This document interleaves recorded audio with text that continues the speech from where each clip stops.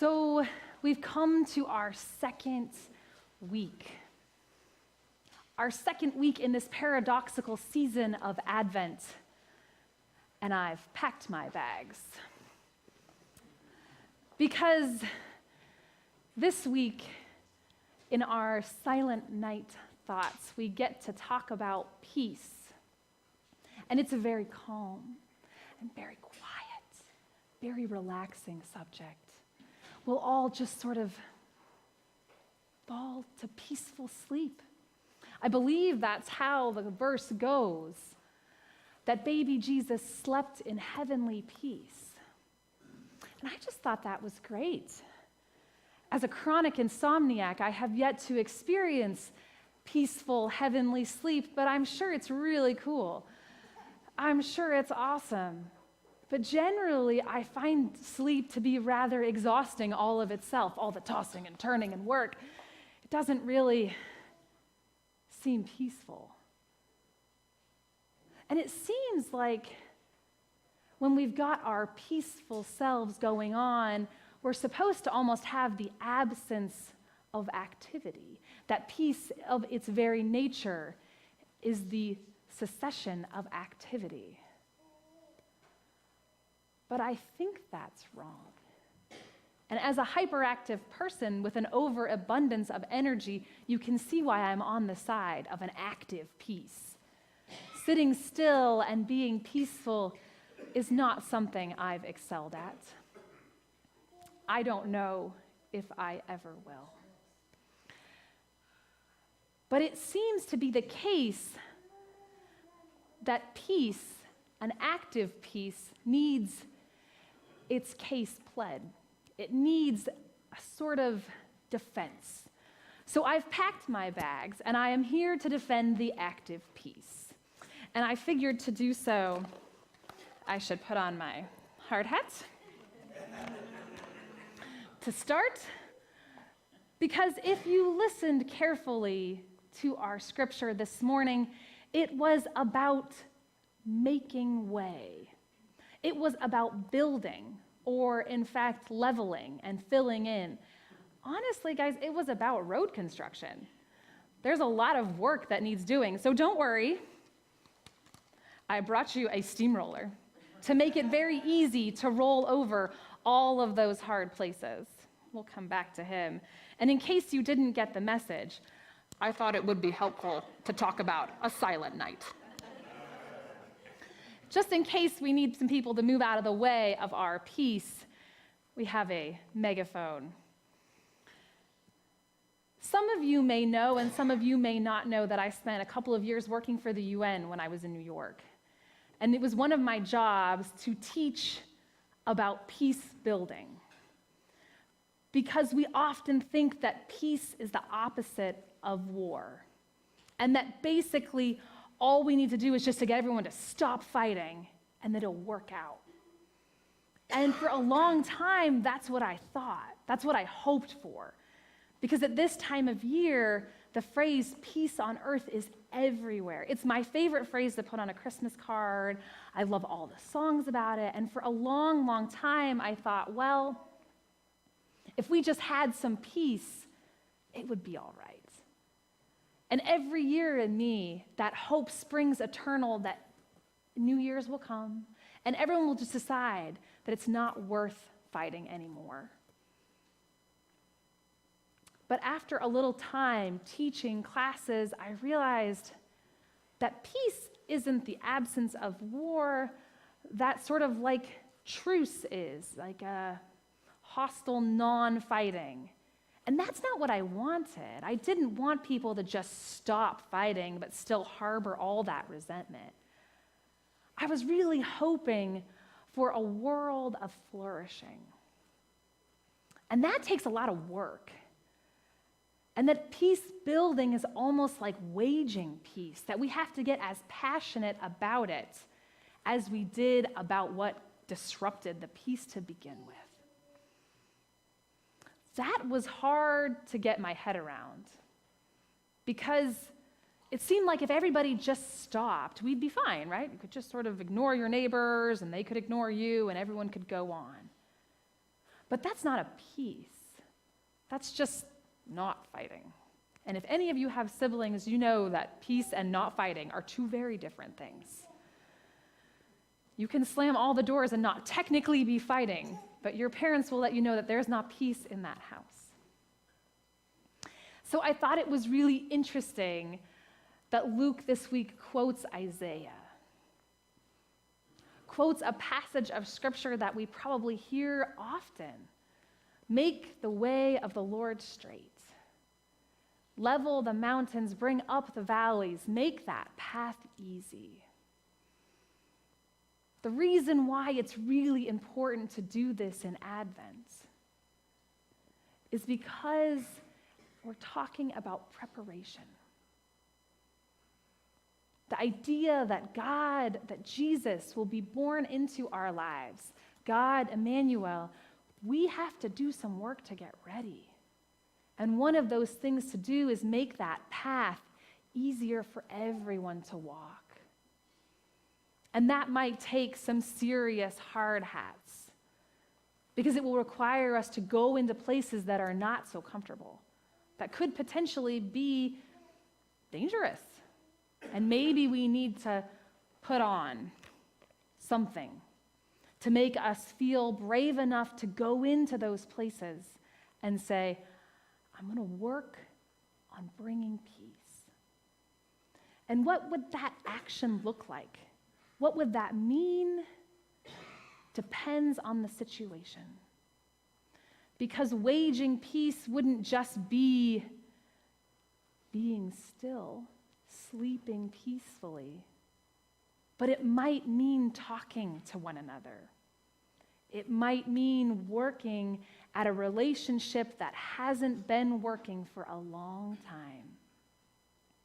It might mean acknowledging that other people need something that we can supply. It might mean working instead of wishing. And that's this really challenging bit in a season where we wish you a Merry Christmas, and we wish for peace on earth and goodwill towards all people. Those wishes might need to turn into something a little bit more. And that's the tricky part. That's where we move from a season of calm and bright and peaceful sleeping to busy working. That doesn't mean that we all need to hit the gym. It's not that kind of working. It's a kind of working that means listening to one another. It's a kind of working that means sharing your story with one another. It's a kind of working that means looking outside and acknowledging that there could be paths for people that are really, really hard. And how are you called to help make that smooth? I was talking about what I was going to say with Daniel. And as an Oregonian, he really takes issue, he wants you to know, with mountains being flattened. He doesn't think that's very nice. He thinks Indiana is flat enough and we don't need to do any more flattening. And then he thought about valleys being lifted up, and he just thought that was the worst. This is environmental degradation. I don't want it. He said, I think you should change. I think you should pick a different verse. Because this is not what we need. We need places to retreat up in the mountains. And if you're going to squish them all, I think this is a problem. And I said, well, I don't want to squish them all. I just want to squish a little way through. And he said, well, I think some of the challenge of life is climbing those mountains and getting through those valleys. And I said, well, I think that's very nice, but I don't like it. I said, I just really think that I want to make things easier for people. And he said, well, you're a fixer, so that makes sense. You want to smooth it all out. But I think the better thing to do is to pull people with you and walk with them instead of readjusting their path. And I said, well, what if on my path walking, I just bring a little shovel and a little bit of things and make it just a little easier? Would that be okay? Daniel concedes that it's okay to build trails, and so trail building would be all right. But if I'm going to cut down actual trees in your way, that he votes no. His point is that in this metaphor of topography, going up and down, moving in and through challenges is what makes our story full, what's part of making us human. My argument in that metaphor is that I want us to help make it easier for each other. And I want those things to go together. The more I thought about, the more I realized that I think that that is what peace building can look like in a non-violent society. We're not currently at arms with one another, thank goodness. But that doesn't mean we don't have work to do to make a more peaceful place here. And what would it mean if we walked alongside people in their harder times, but also worked to make those harder times less hard? That it's a two-part solution. Maybe we let them ride in the cab of our steamroller while we bulldoze through the forest. The tricky part is that in this season we are called to a sense of peace.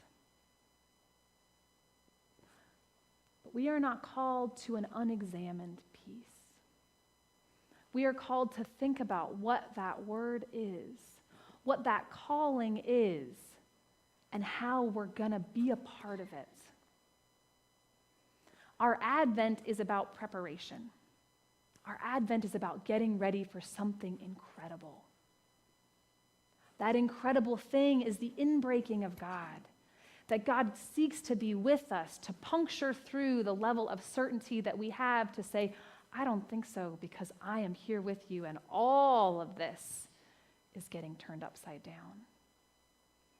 That's the amazing good news, is that we celebrate this inbreaking of God, the piercing of our sense of certainty, to bring us new life, to bring us hope, and to bring us a sense of fullness and flourishing in this call of God. The paradox that we talked about last week that comes in again this week is that we are called to help get that ready, to make that path easier to walk. And we do that through the ways that we hang out with other people, through those conversations, so that in our actions and being this year, we make God's inbreaking, God's reality even more real. Because it's not enough to wish or hope for peace. We have to be a part of it. Even John is talking about getting to work. And in this season where we like to be calm, and we speak about remembering to have time for yourself in the busyness of the season, I acknowledge that it's unfair that I'm asking you to do more. If it helps, I'm going to ask that all the time. But it's true that in a sense of preparation, we have to work. We have to want to prepare. And that preparation isn't something we can do idly. It requires our attention. It requires our focus. So I am sure that somewhere in your house is some kind of something that is resembling a hat. It may be a soft hat. It may be a fancy hat. It may be a working hat. It may be a baseball hat. But it goes on your head. And its job is to protect you from the sun or the cold. And if it's a fancy hat, maybe from being drab. Maybe it's a hat with a big fascinator. Maybe it's to call attention. When you put that hat on this week, I want you to do something. You only have to do it once, but I hope you'll do it. Put on your hat and think of it as a hard hat, as a hat for getting ready to go to work. That work is the work of building up peace. That work is the work of making a path easier for another person. There's a lot of ways to do it, and I leave it up to you to find that way this week. Different hats will inspire different ways of being. But take up that charge that in your preparation for the inbreaking of God, you are peace building. You are peacemaking. Because our Silent Night song, that call to sleep in heavenly peace, like Luke's call that all flesh shall see salvation, it's a prayer and a hope that all will sleep with a sense of peace, with a sense of fullness, with a sense of connection to God. It's more than a pretty end to a nice verse. It's a hope, it's a wish, it's our call for this Advent season to work for all people to have that. So this preparation, this work of peace, needs you. It needs you, and it needs all that you have to offer. I will leave you with one last thought. In 1914, in the trenches outside of Germany, World War I raged. It was Christmas Eve, and the soldiers were about 80 feet from each other, close enough to know when their bullets hit someone, close enough to see the people they were killing. And as Christmas Eve wore on, there was a pause, because it's hard to fire at people at night when you can't see them. And it got quiet. Eerily quiet, the way it gets quiet when you're not done with something, just on hold. And then a very small song started swelling up. It was the song of Silent Night. And before you know it, it was going up and down one side. And as things often do, went 80 feet over to the other side. And both Allied and Axis forces were singing together. Silent Night. Hoping that in the midst of this war, there would be a sense of peace. It was so scary that some of the folks thought maybe they should bring people up on charges of fraternization with the enemy. Because what would happen if the soldiers saw each other as co-peace builders? What would happen if it was a sense of unity instead of division? If out of those small trenches, a steamroller came and made those paths straight towards one another? It would be a change. It would be peace being built. This song that we're looking at is beautiful and calming, but it's convicting. It challenges us to strive for all people to have peace. And in its own history, it has provided moments of peace.